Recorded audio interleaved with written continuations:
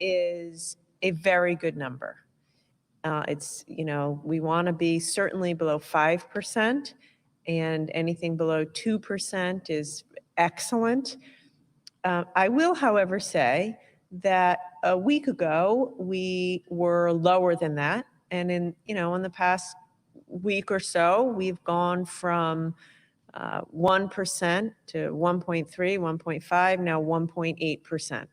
Not a reason for alarm, however, a constant reminder to every single Rhode Islander: we're not out of the woods, the virus remains with us, and we cannot let our guard down. The reason, some people say, "Oh, Governor, we have a percent positive is low. We're fine. We're great. Let's go out and live the way we used to." That's not right. The reason our test positive is where it is and we're doing well is because we're not letting our guard down. And so I will say, I look at this every day, all day, and I'm sharing with you 1.8% is a good, safe number. However, a week ago it was lower. And we just cannot let our guard down. Wear your mask, wash your hands, stay home if you're sick, keep the windows down and wear your masks if you're in a carpool. If you work in a close and contact business, be extra careful, get yourself tested. Let's be vigilant so we can keep each other safe.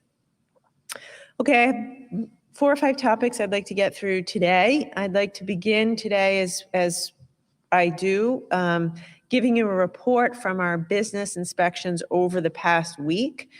Good news is we are seeing consistently excellent compliance continually, as we have seen over the past several weeks. So thank you. If you're a small business out there, retail, restaurant, if you are a customer, I want to say thank you. We've been at this a long time. We're all sick of it. I think I can assert that confidently. We are ready for this to be behind us, but it isn't, which means we have to keep being vigilant, and you're doing a terrific job, and I want to say thank you. Last week, out of nearly 1,000 businesses inspected, employee and customer mask wearing was around 96%. 99% of businesses complied with capacity restrictions, and only 3% of bars had some crowding in the bar area. That is fantastic. A month ago, I was up here imploring bars to do a better job. You have heard, you've answered the call, and I want to say thank you. Unfortunately, we did see a decrease in compliance with separation between the bartenders and customers, down from 94% to 88%. So I would ask you to, again, as I was saying, please stay vigilant and keep that distance between the customer and the bartender. Additionally, last week we saw another increase in the number of businesses doing health screenings at the door, up to 87%. That is an improvement. Thank you. It's still not where we want it to be. Truthfully, that should be at 100%. At this point, there is no excuse not to be doing some kind of health screening prior to somebody entering the business. It could be a temperature check. It could be a survey. It's got to be something. 87% is better, but it should be 100%. As a reminder, there's a new feature on the Crush COVID app that makes health screenings easier for both businesses and customers. Just fill it out, and if you're symptom-free, you get a green smiley face, and you can use that green smiley face throughout the day, wherever you go, to show you're symptom-free. So I would encourage businesses, if you're not doing any type of symptom screening, you need to do that. And it could be as simple as asking everyone who walks in to show you their smiley face from the Crush COVID app. Okay, second thing is I just want to talk for a minute about schools. Big week in Rhode Island. It's an exciting week. Kids went back to school on Monday. And by and large, we're having a great week, and we had an excellent return to school. Monday, of course, was the first day back. I spent most of Monday, I got the chance to visit a couple of schools and see how happy and excited these kids were to get back to school. And I spent the rest of the day talking to superintendents and school leaders and just, seeing how it went. there was still the first day of school excitement. It was pretty great to see. It was a great thing.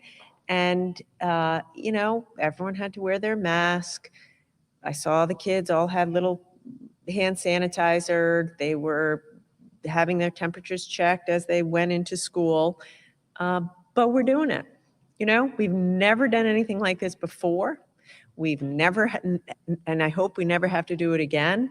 The magnitude of this effort is impossible to overestimate, and we're doing it. Look, it wasn't perfect. We have to do better. We will do better. We'll get better each day. But I am incredibly proud of everybody who worked so hard in order to get these kids back to school. The vast majority of students in Rhode Island, over 100,000 Rhode Island children, chose in-person learning. And faced with these unprecedented obstacles, most schools across the state stepped up and delivered for these kids. The doors of most schools were open and accepting children, and it was a great thing. So I want to thank you to the teachers, to my own team, superintendents, principals, everybody out there who played a role in it. The maintenance crews. I had a chance Monday to talk to the maintenance crews at some schools. You've been really working overtime. Thank you, thank you, thank you. You're on the right side of right getting these kids back to school. It is not easy. It will not, we're going to have our issues, but we're doing it, and the children and Rhode Island will be better and stronger for it. Monday was also the launch of our K-12 testing service. As a reminder, what we're doing here in the state of Rhode Island, which I believe is unlike any other state, we've chosen to set up a separate, dedicated K-12 testing and contact tracing system. That's how committed we are to the safety of teachers and educators and students and school building employees. We set up a separate system for testing and contact tracing so everybody who works in a school, or of course goes to school, can have quick, rapid, free access to testing and contact tracing. We have 14 testing sites all across the state just for the school community. And I'd ask you please to put the slide on the screen that describes that. We went live on Monday, and so far so good. On the screen is a phone number for the K-12 test scheduling service.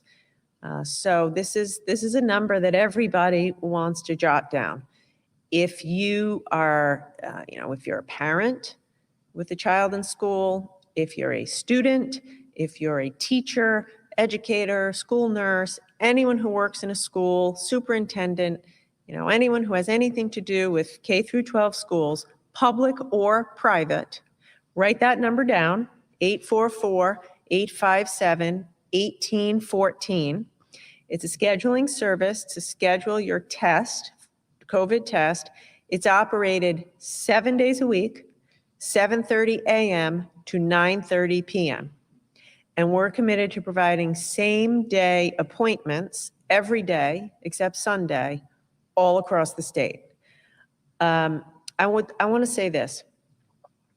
We want to encourage everyone who is in the K-12 system who needs a test or wants a test to go through that number and go through the separate K-12 testing system. Obviously, if you call your doctor and get a test that way, that is fine. You're going to get your test. You're going to be taken care of. But if you use this system that we've set up, we can guarantee same-day results. We can guarantee you'll hear from the Department of Health contact tracer on the same day.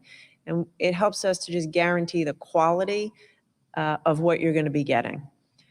And, we're not turning anyone away. We've had lots of teachers show up without appointments, and we prefer if you please make an appointment with that number, but we're happy to test you. We are there because we want this to go well. We want everyone to have top-notch service, and we want to keep everybody safe. So I want to thank everybody for making that possible. When you call the number that's on your screen, You can schedule a test, which is free. You get an appointment at one of the 14 sites. By the way, if we have to add more sites, we will, but we're just starting with 14. And I'm going to just remind you how it's going to work. If you feel sick, if you have symptoms, you're going to receive 2 tests. You're going to get a rapid test, and you'll have your results that day. And then you're also going to get the more definitive PCR test, a little more accurate, and you'll get those results within 48 hours. Even if your test comes back negative, you cannot go back to school until you're symptom-free for 24 hours. So we'd like you to wait for the results of both of your tests, and if they're both negative, and if your symptoms have gone away for at least a day, you can go ahead and go back to school. Yesterday, I had the opportunity to visit one of the testing sites. I was at East Providence, and I was incredibly impressed with what I saw. Big thank you to the National Guard. Big thank you to the mayor and superintendent who helped us, and they're coordinating with us in East Providence. The testing site there, and I'm going to share this because they're all like this. There's plenty of free parking. It is outdoors. They'll get you in and out quickly. And again, you'll get your if you're symptomatic, you'll get your result by the end of that day. So, and this is how we hope to run these. That should be your experience. I know this is an anxious time. Everybody's anxious. People are afraid. I understand that. So we want to do whatever we can do to help you feel more confident and calm. And we're hoping to make this as hassle-free as possible. Obviously, bear with us. We've never done this before. But if what I saw yesterday in East Providence is the way this is going to go, I feel great about our testing and contact tracing system.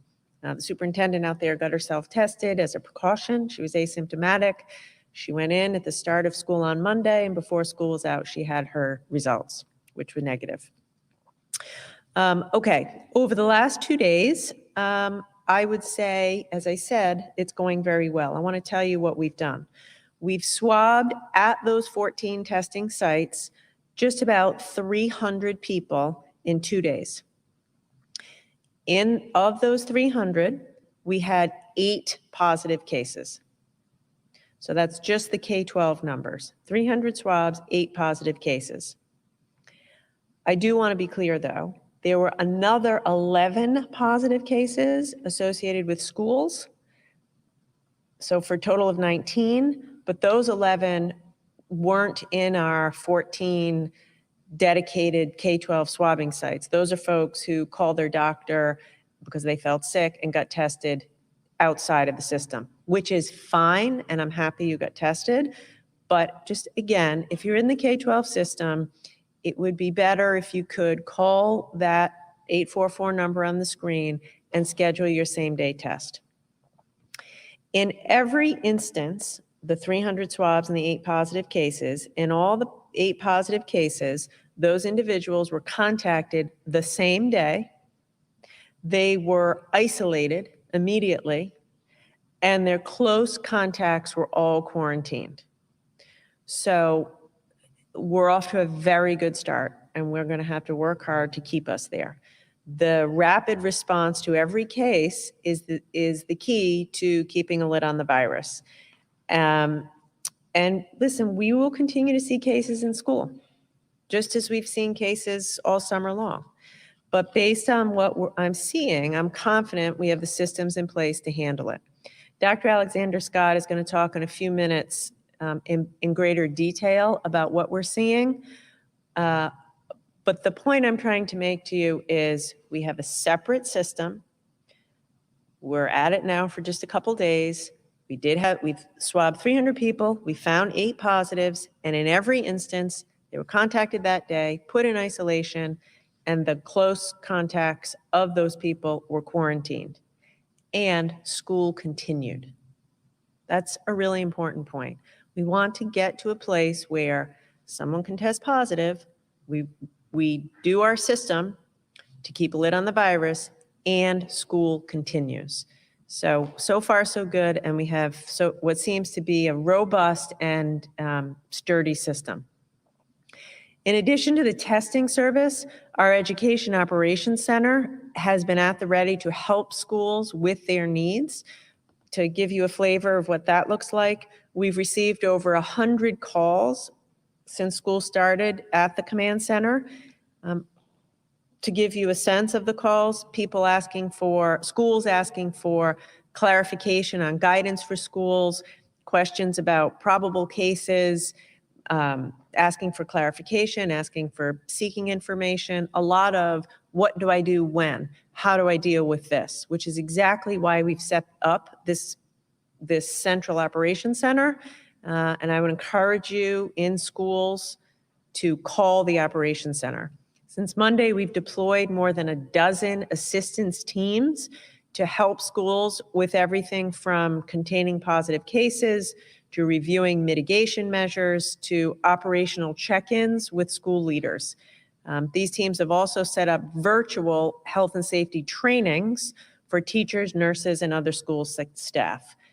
And we're going to continue to do this. We're going to keep that command center open. You're going to have questions. There are going to be issues. You're going to get confused.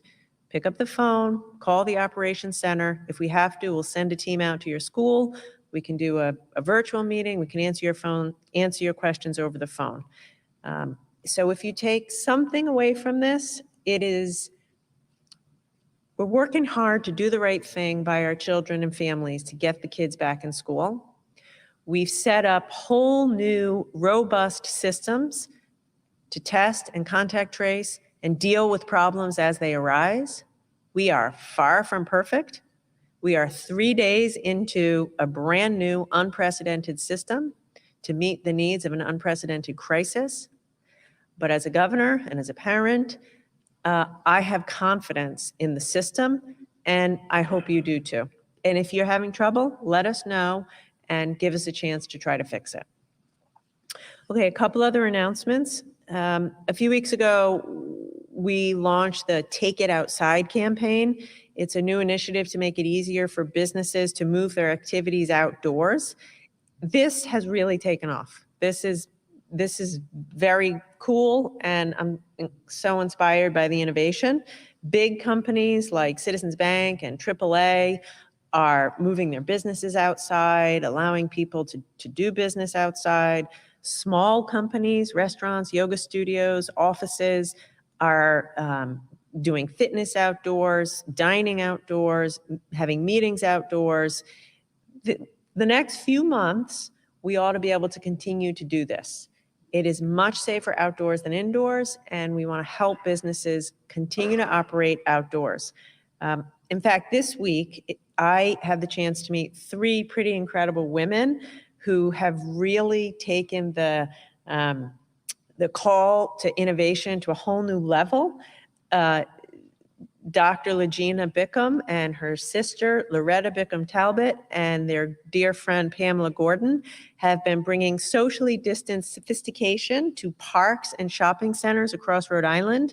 They came to visit us at the State House this week.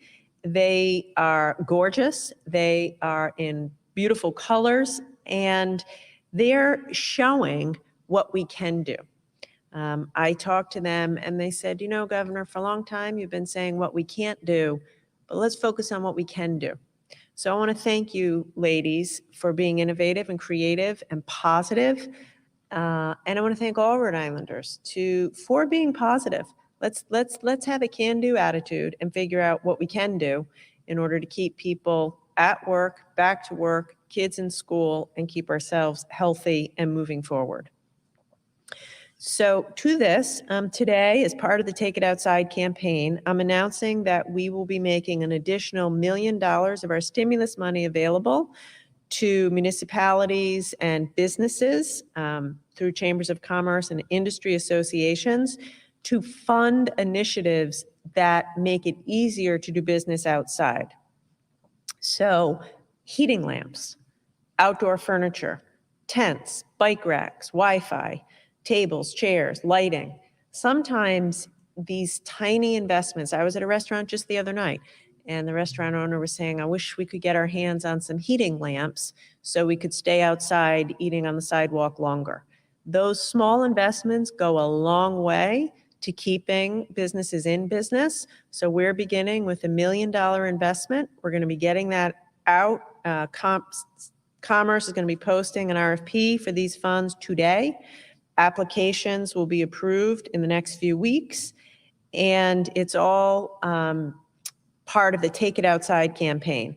So if you're a small business and you're hearing this and you think you could use a hand with some funds to buy outdoor furniture or a heating lamp or Wi-Fi or lighting, go to Take It Outside RI, Take It Outside RI, and starting later today, applications will be available and you can go ahead and apply for funds to make those purchases. As we're talking about small business, I have another announcement around small businesses. The Restore RI grants, which are the grants for small businesses, are moving along. Until now, we've provided just over $7 million to over 800 small businesses across Rhode Island, and we are continuing to accept and process those applications. And as a reminder, until now, I've dedicated over $100 million of our COVID relief fund to supporting Rhode Island's economy and businesses, and half of that is through this Restore RI grant program. We've talked about this in the past, and I have said we want to continue to reach out to small businesses.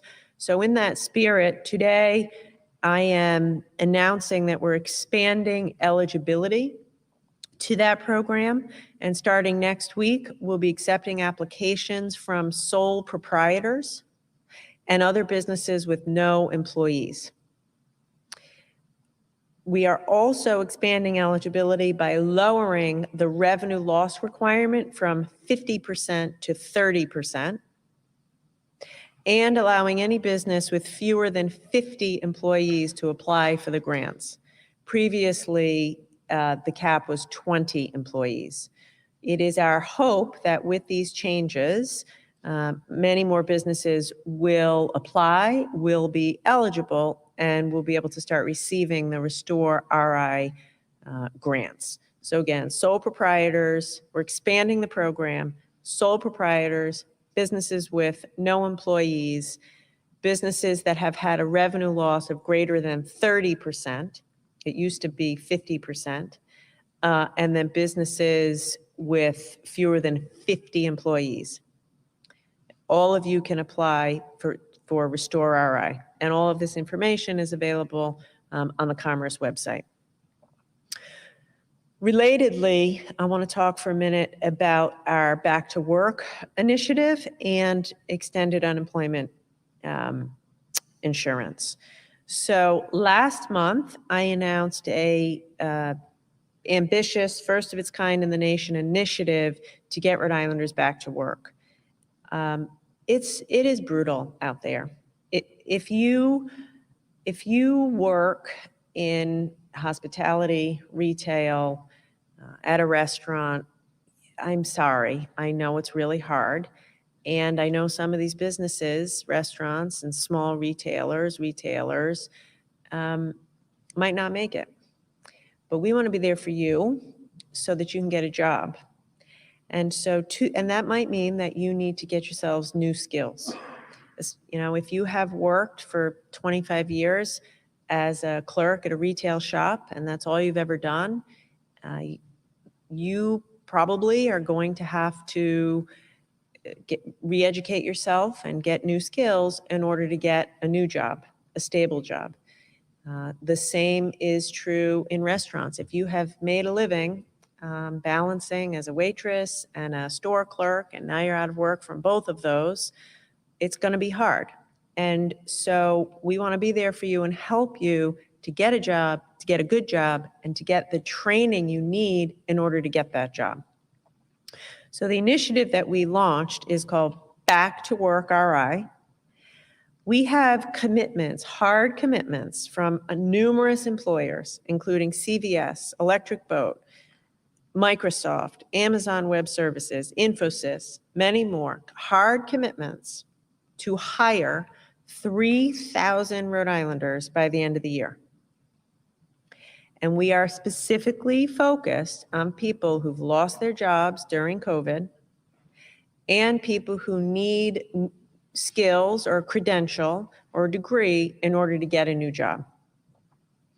So as a reminder, Department of Labor and Training is running the initiative. If you're out there, if you have lost your job, and if you're eager to work and willing to get some new skills, check out the Back to Work initiative, Back to Work program.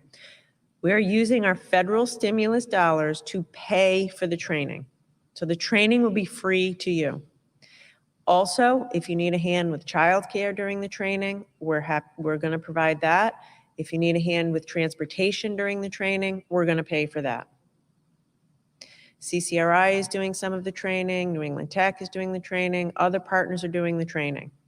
So I know this is hard. It is hard to restart, to relearn, and to get a new job and a new career. But this is a unique opportunity to do that. And this isn't train and pray. This is get trained, won't cost you anything to get trained, commit yourself to getting yourself through the program, get your credential, and there will be a job at the end of the training. It may be in a different industry than you're used to, but we are there for you to try to help you accomplish your goals and get back to work. The key piece of the puzzle for this happening is matching folks who are unemployed with the jobs that are available. And today I'm announcing a new public-private partnership with a company called JobCase. JobCase is the third largest online job seeker platform in the country. Actually, already 60,000 Rhode Islanders are on their program, are on their platform and are active users. Today, I'm announcing that JobCase is partnering with Rhode Island's Department of Labor and Training to help people enroll in back to work training initiatives. They've created a special back to work forum to share information and updates with members. So if you're listening to this and you're interested in ongoing information or updates about the back to work program, or you want to find a job through this, create a free JobCase account and join the Back to Work Rhode Island group. If you're out of work, do it today. Check it out. There might be something there for you. And it might be an opportunity to restart your career and get back on your feet and find something, a new job in one of our local businesses. I would say I have a lot of hope and confidence in the Back to Work initiative. I think it can be a long-term solution for a lot of folks that are unemployed. There's a particular emphasis here on people who've been left out of the labor market. You know, these employers have agreed to hire you even if you're formerly incarcerated, even if you don't have a college degree, even if you've taken time out of the workforce. In fact, that's explicitly who we're targeting if you're out of work due to COVID. Having said that, I know people need immediate relief. The job 6 months from now doesn't pay the bills today. So last week, supplemental unemployment assistance of up to $900 went out to thousands of Rhode Islanders. I want to remind everybody this federal program was retroactive. You were eligible to receive $300 per week if you certified for unemployment benefits during the 3 weeks ending August 1st, August 8th, and August 15th. Today, I'm excited to share that we've successfully lobbied the federal government for an additional 3 weeks of support. So beginning today, the Department of Labor and Training will be distributing an additional $300 per week to those who certified for unemployment benefits for the weeks ending August 22nd, August 29th, and September 5th. So it is up to an additional $900 if you certified as unemployed those weeks. You don't have to do anything to get this money. I'm just sharing this with you, hopefully a little bit of good news, help you to pay the rent and get through. The money will be automatically deposited into your account if you're eligible. The first $600 will be deposited by early next week. So if by this time next week. And then the final $300 will be deposited within a week after that. I want to thank FEMA for providing these funds. I want to thank the amazing team at DLT for processing these funds and get them out the door as quickly as possible. I do want to say that the federal government has made clear to us, at least at this time, that there will not be any additional funding available after this. But to those Rhode Islanders who are unemployed, every week during that 6-week period, you'll be eligible for a total of $1,800, and I hope that helps you make ends meet. Last quick thing. We have heard from people saying, I only got 600, not 900, 300, not 900. Again, the way it works is it's $300 a week for every week that you certified as unemployed during those eligible weeks. And you don't need to do anything. We're going to start getting them the additional money out the door in your paychecks starting next week. Okay, with that, I'm going to turn it over to the commissioner to talk a little more about K-12 and then Dr. Alexander Scott.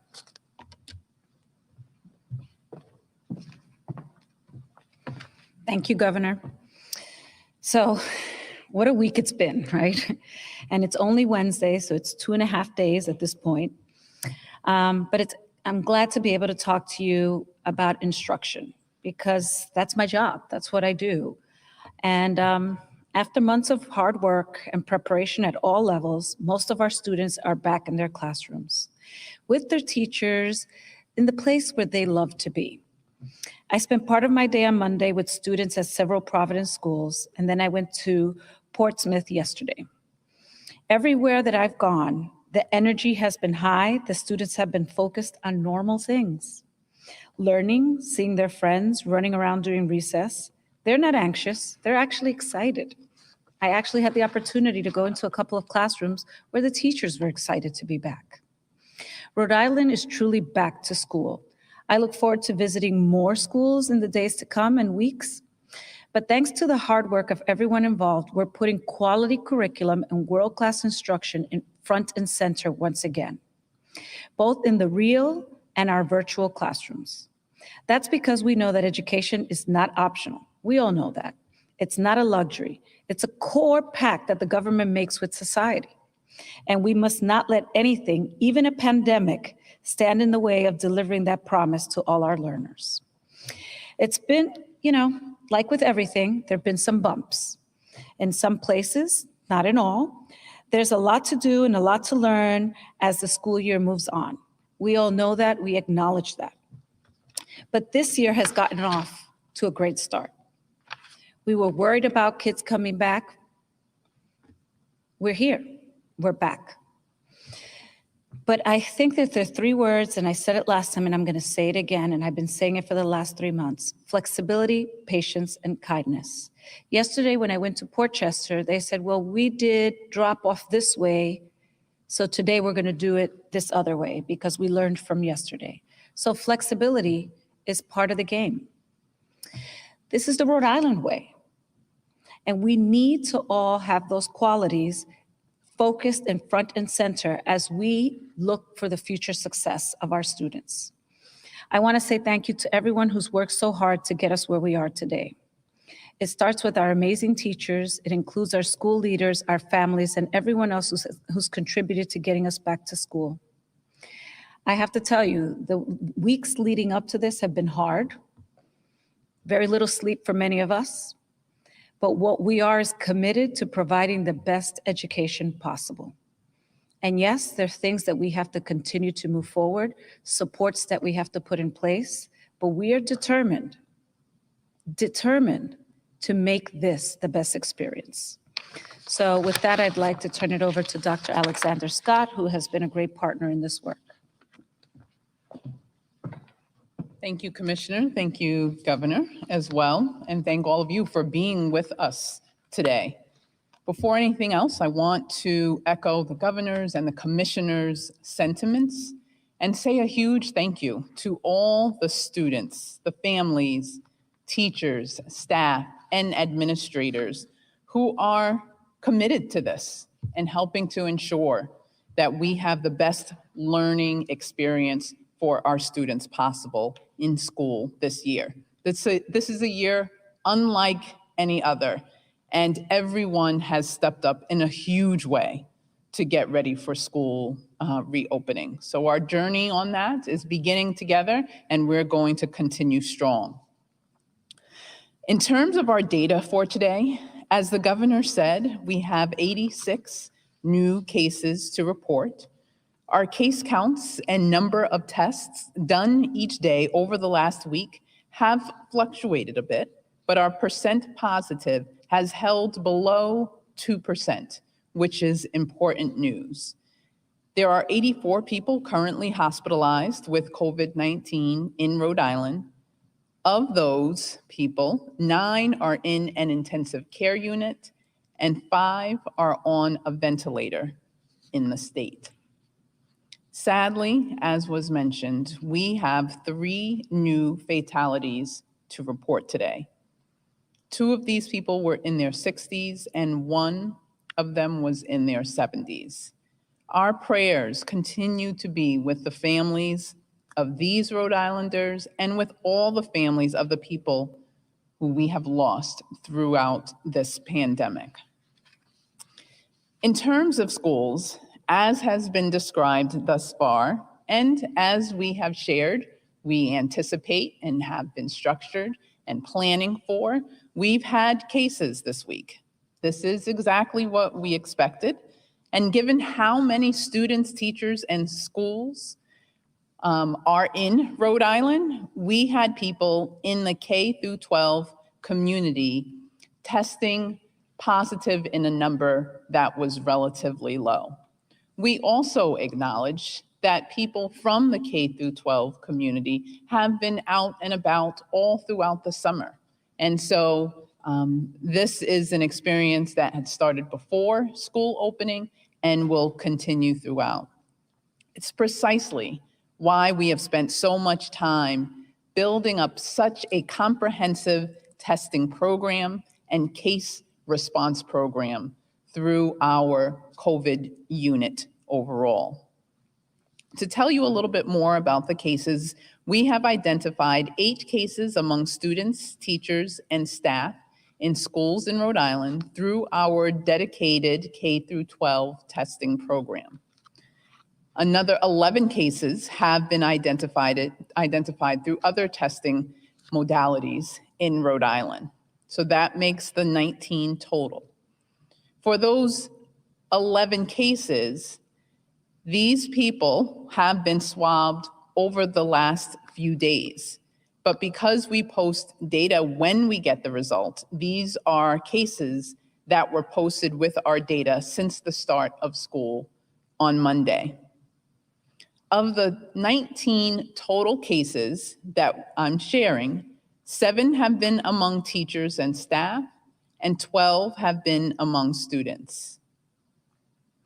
Of these 19 as well, 9 actually went to school, and 10 people never went to school. Every time that we had a case over these last 2 days, the Rhode Island Department of Health COVID unit, the Epi-Op Center that we refer to, has been able to respond right away. And that's in direct partnership with our colleagues at RIDE supporting and the Education Operations Center, also supported through our colleagues with the National Guard.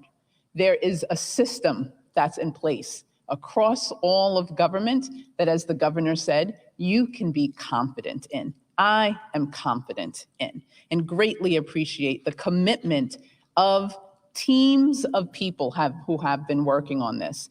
You hear from me, the governor, and the commissioner often, but there are so many people across all of government at the state level who are working incredibly hard behind the scenes, night and day, weekday, weekend. We can attest directly to that. Let me give you an example of how the response has been, because we understand that there's a lot of information that's out there. We want to continue to make that information available to you. We want to encourage you to, particularly if you're a teacher or staff person at a school, to check out the playbook that we've put together so people can have an understanding of what happens. The Education Operations Center is there to support schools and be able to answer what happens. Our unit is also there. We want to continue to educate you and help you understand what this process will entail, because cases will occur. The goal here is to get on it right away and stop subsequent cases from happening. That's what we've been doing. These first 19 cases have occurred across just 18 schools, which means we haven't had large clusters of cases occur. Once we have a case, we get on it, we do the things that we know work as part of the system, and we stop secondary transmission from occurring. So an example is that there was a case at Carnival Elementary School in Providence in the news yesterday. An adult staff person went to school and while at school started to feel sick. Was fine beforehand, started to feel sick. That person went into isolation promptly in the school's established isolation space. Through our dedicated K-12 testing program, that person was scheduled for a test, got swabbed and tested, and the results back all in the same day. The moment that we had that positive result, our team started doing their case investigation and contact tracing work immediately, all still within the same day. And with the kudos to all the teams involved, we will continue to do whatever it takes. So Monday night, we called all the families involved by roughly 10 p.m. At the same time, our partnership with the Education Operations Center was working with the school to ensure that environmental cleaning was being done, to help get the school's questions answered, and to provide the administrative support that was needed. All in all, 3 people from the school, all of them adults, were determined to be close contacts and are quarantining, and we'll be working with them to support them through their quarantine process and get them set up to be tested at the appropriate time, because you need distance between when they've been exposed and when to consider that, and to ensure that they continue to quarantine through the entire time frame. What's key to know is that the school is still open today. Students at this elementary school are still learning today. That's because we were prepared with the systems, the structure, the planning, and the protocols that we need. As the governor said, we're going to continue to learn through this together. We're going to continue to grow through this together and make improvements as we go forward. But it's key for you to have confidence in the work that we can attest to that's gone into making us prepared and into the systems that have been built to make this go forward. Another component that I just want to share with you is how we are going to continue communicating with you clearly and regularly about the way COVID-19 is affecting our school communities. We got into a good rhythm with sharing data every Wednesday in a table about COVID-19 cases in long-term care facilities and assisted living facilities, and our plan is to do something similar with school data. We expect that to be live for you at our press conference next Wednesday. This data update is not intended to replace the direct communications that all schools should be doing to the parents and families in their communities and that we will continue to conduct with schools, but it's an opportunity to provide a statewide glimpse at what's happening from a school standpoint in a way that's clear and accessible for the entire state. Okay, before opening things up for questions, I want to continue to share with you what we're learning in real time from our case investigations overall. Between September 1st and September 7th, we identified 434 new cases. Workplaces continue to be an area where we have some room for improvement with cases. Of the 434 cases, 147 people indicated that they were employed. 86 of those 147 people, or 59% of them, reported working at least one day with symptoms. And we are focused on that. We've done interviews with different businesses, and we know that businesses that do active screening of employees have fewer symptomatic people coming into the workplace to work. We also know that businesses that support their employees to be able to stay home if they're sick and not be concerned about whether or not they can keep that job and continue to get the resources that they need to do that also contributes to fewer symptomatic people in the workplace and fewer cases in the workplace setting. For employers, consider a few things. Consider continuing to screen employees prior to when they are on site. There's a web form that's a great way to do that. Consider using a full symptom list for screening as opposed to just asking about someone's temperature. Continue to post those lists of symptoms and screening questions around your facility, and continue to ensure that it's in the languages that your employees speak. And lastly, continue to ensure that your employees have the support they need to be able to stay home if they're sick, because we know how critical that is. We've seen time and time again throughout this response that some very basic steps can help prevent the spread of COVID-19. And so with that, we will get started with questions. Governor Raimondo, there appears to be a serious disconnect here. Over the last 3 months or so, we've had extensive conversations about systemic planning, needs analysis. We've talked about a $50 million budget available for schools to utilize to be able to retrofit successfully in a from a pre-COVID environment to a post-COVID environment. And of course, I'm not even talking about a school system like Providence, which is a challenge.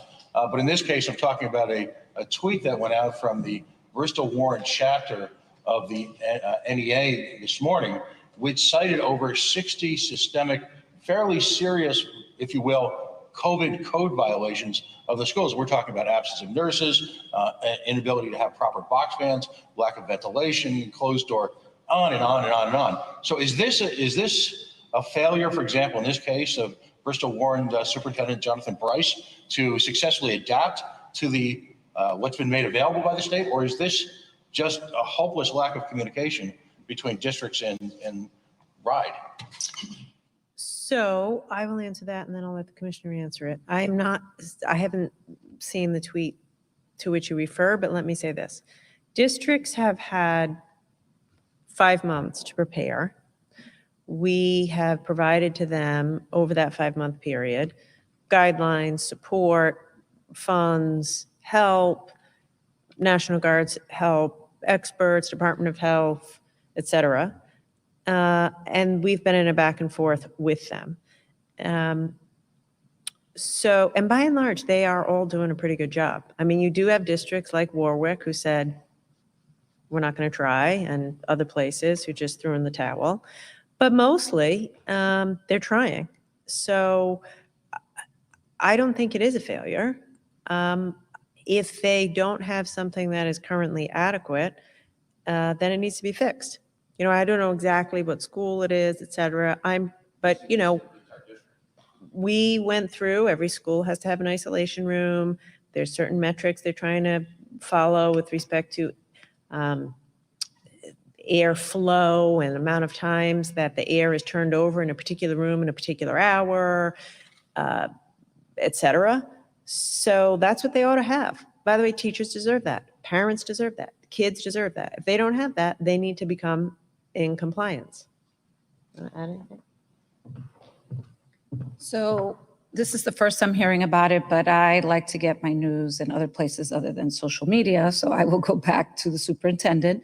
And the other piece that I think is really important is that they're still working on certain rooms where they don't have kids there yet. Remember, they have a phased start. So yesterday I was at Portsmouth. They have the little kids, the kindergartners and the first graders there. They were installing HEPA filters while I was there in the upper classes where their kids have not come in yet. So there's a phased approach. So I think we have to get all the details before we make assumptions or we listen to tweets.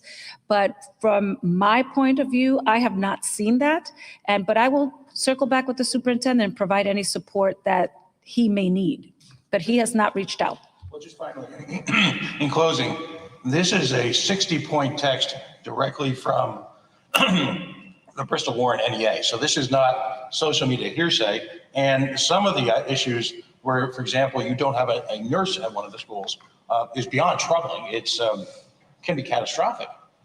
So when you see that type of divide, in closing, parents at this point are looking for accountability. Parents are screaming for, okay, what is the truth here? And again, there's two stories. Where can parents go to get the truth? Well, there aren't two stories, right? So the superintendent should put out there what there is. There aren't two stories. And we have to look at the sources, right? I think we have to look at what information needs to be put out there. I am telling you that as soon as I get off the stage, I will call the superintendent and I will get the information, right? And I will make sure that everybody has the information. And if there's something that needs to be changed and corrected, we will work with the superintendent to ensure that it is where it should be. Governor, good afternoon. How are you? I spoke yesterday with the president of a PTO, an elementary PTO, who took to heart your Take It Outside program.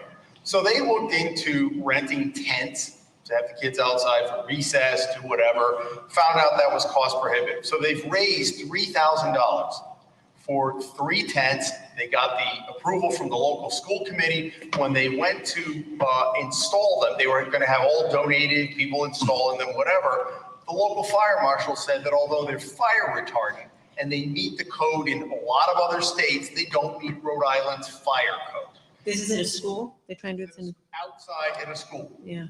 So this person tried to contact DVR, crickets, contacted your office, hasn't heard anything back. So she asked me to ask on her behalf, with all of the executive orders you put out, whether with these challenging times during a pandemic, whether you would consider a waiver. It seems pretty common sense. They're outside, there's not candles and all of that. Would you do that? Yeah. So first of all, whoever that is, I think they're fantastic because it's exactly what they're supposed to be doing. Second of all, if you give us that information right after this broadcast, I will get on it immediately. And if I can waive it or help out, absolutely. That's exactly the kind of thing I'm in the business of doing. Her dilemma is she's got $3,000 worth of tents sitting in her garage. Yeah, well, let's get on it. In order to return them, it's $1,000 charge. Yeah. So they've raised money, and she doesn't want to do that. She wants to honor those who have donated. I agree. So we'll call her today. Give me your information. We'll call her today. This is exactly what I'm asking people to do. Get creative. Let's go. I'm going to find a way to make it work. Now, again, I don't know the details and but if there is a way, if it's as you say, let's make it happen. I think that's terrific. I hope everyone else follows that lead. So if we can clear the path to get rid of the regulations, we're on it. Give me her info after. Alexander Scott, you had mentioned 9 of the cases where the people had gone to school. So you outlined the Carnivale case for one. Do you know in some of those cases, did anybody go to school with symptoms, or were those people who got tested for other reasons and were symptomatic? Or are we misunderstanding what you said about 9 people had been to school? Yeah, because symptoms can evolve, there are times when people are going to school with symptoms.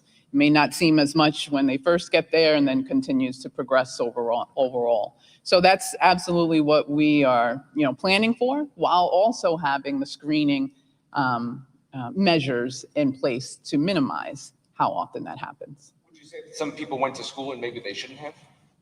It's potential, but we know that symptoms can evolve. It's not an easy scenario to say, was that a sniffle or was that not? And, we are asking everyone to be pay as much attention as they can to their symptoms and report that out, and then put a system in place to accommodate, because we know they can either evolve or develop while in school And as described, we were ready for that as part of the system.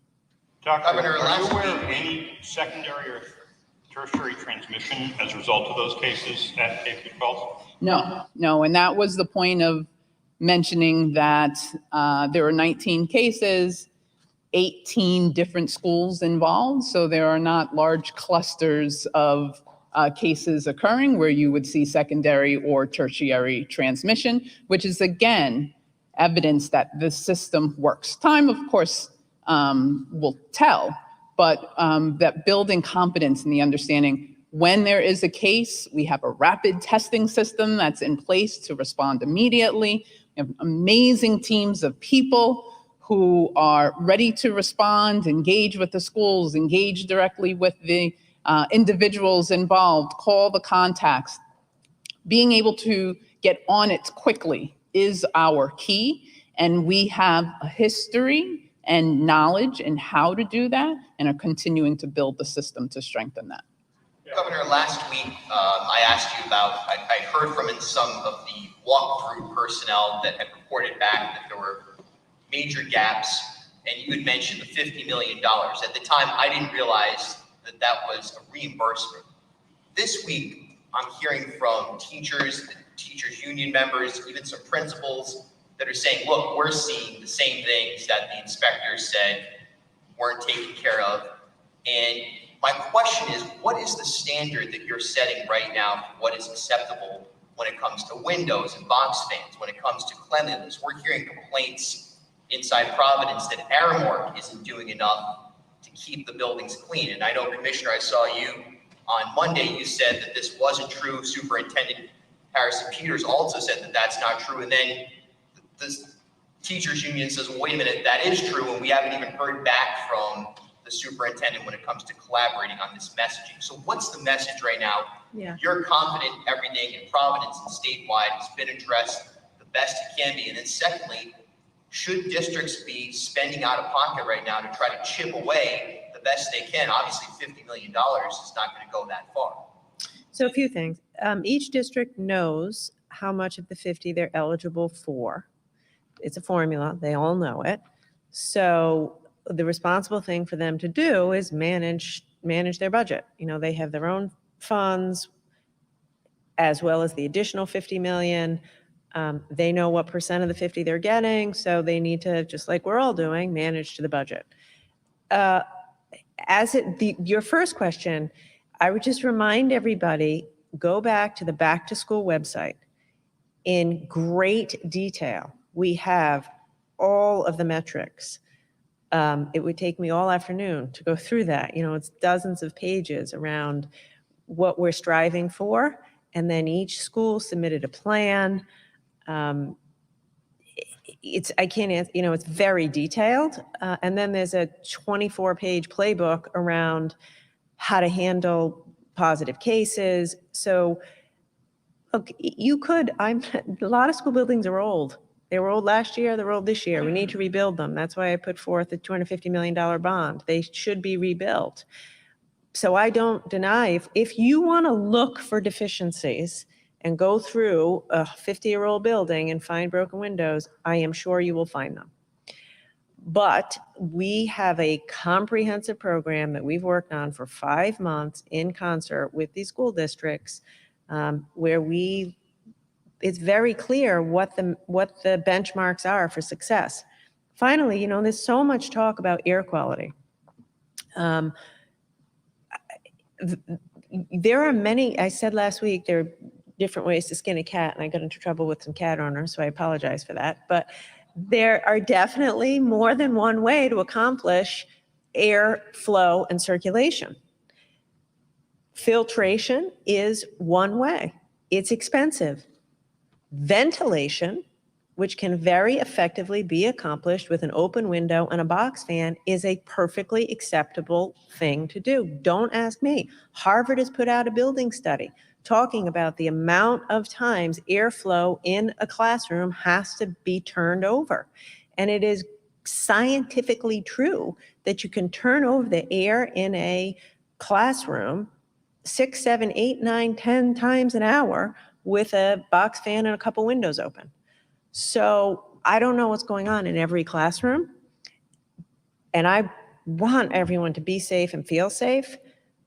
But, things that might look like budget solutions will work as it relates to keeping people safe from COVID. The room should still be refurbished and renovated, and a lot of these schools need to be totally rebuilt. But if you're asking me, can a box fan and a window be adequate for air circulation for COVID? The answer is yes, if it's done right.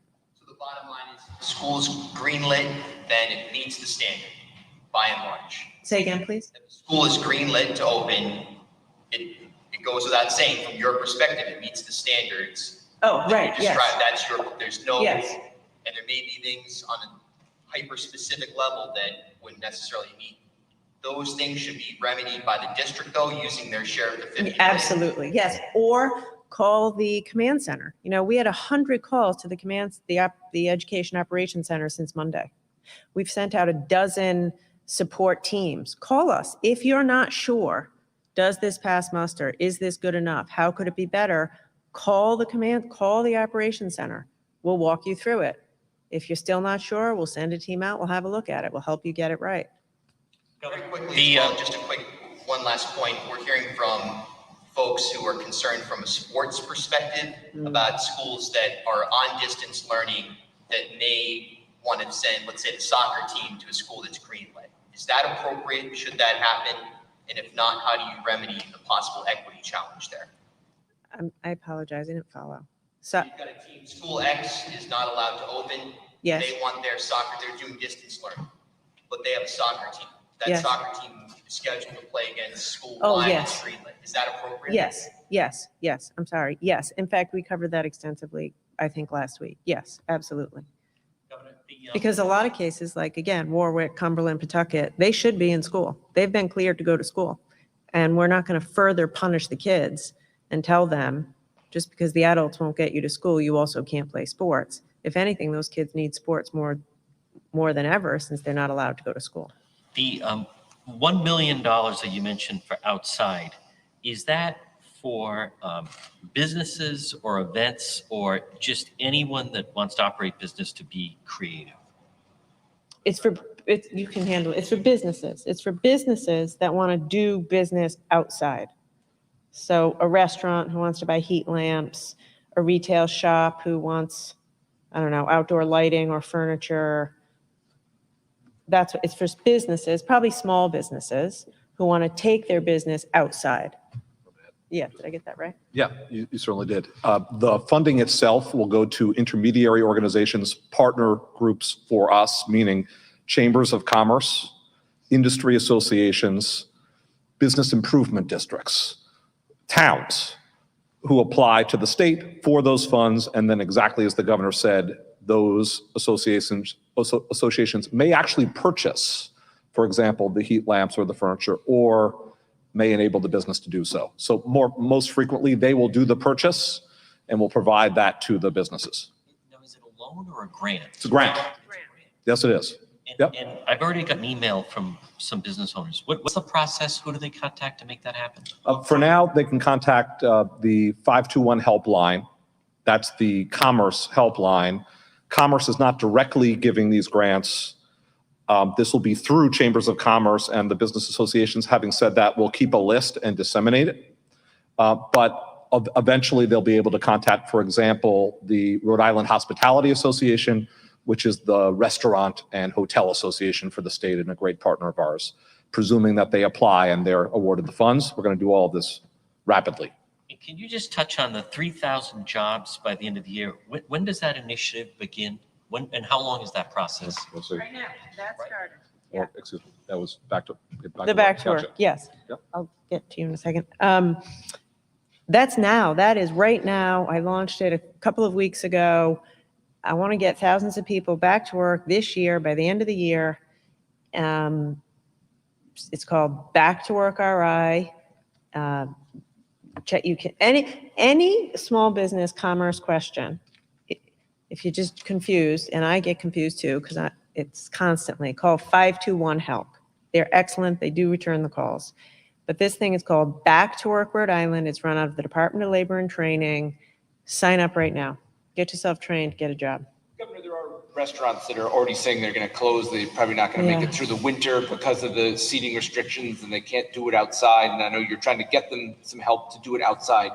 Is there anything else you can do? Would you ease the capacity limit? Or I know the phase 3 is at least still in effect through the end of, or close to the end of September. Are you considering making any other changes to help them out? Because you're saying it's going to be a tough winter if they can't be outside. It is sad. I've seen the certain lists of restaurants that are closing.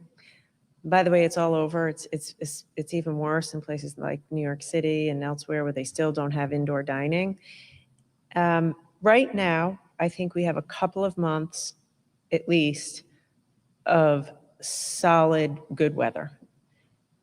And I hope these restaurants take us up on it. And if we need to do more, I'll figure out a way to do more with heat lamps and lighting and seating and such.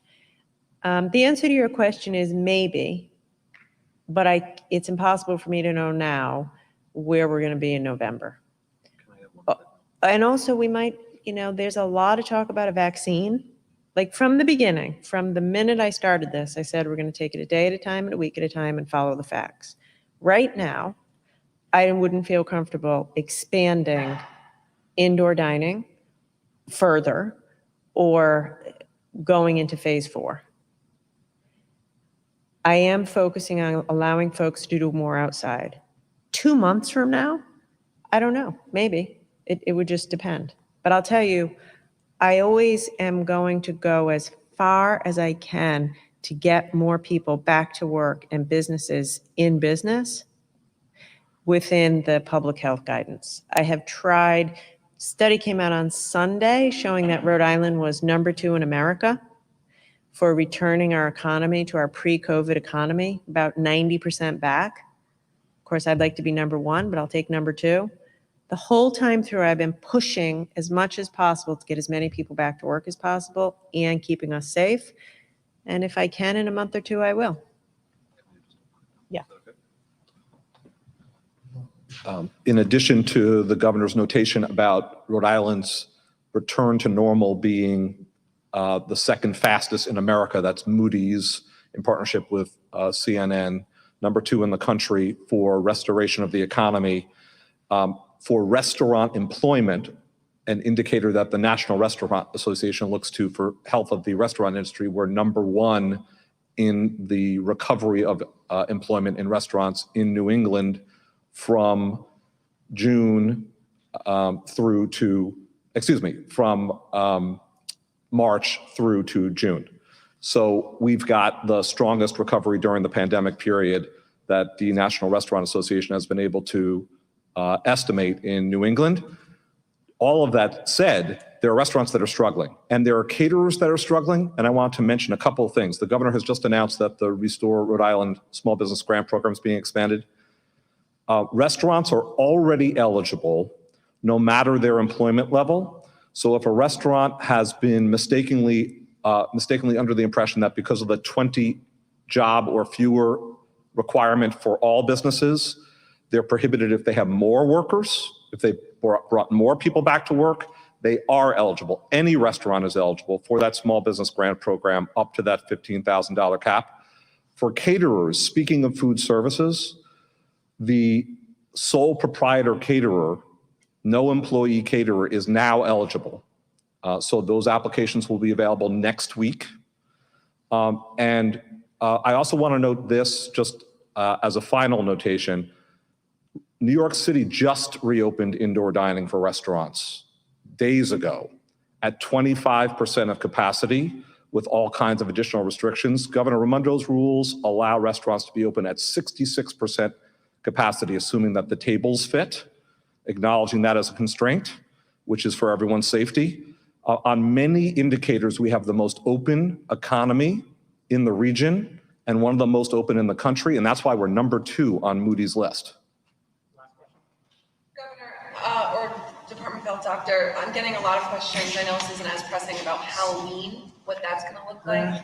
A lot of kids are not gonna be happy if certain things, if there are certain restrictions. So do you have any guidance in place or thoughts about Halloween and? Halloween. I don't think, we haven't gotten that far yet, I'll be brutally honest with you. So let us get through this week with the first week of school. Halloween has to go on, one way or another. We're going to have to get creative. Tell people to send us some ideas. No, we cannot cancel Halloween. We have to come up with new rules. Bye, guys. Hummel, get us the info.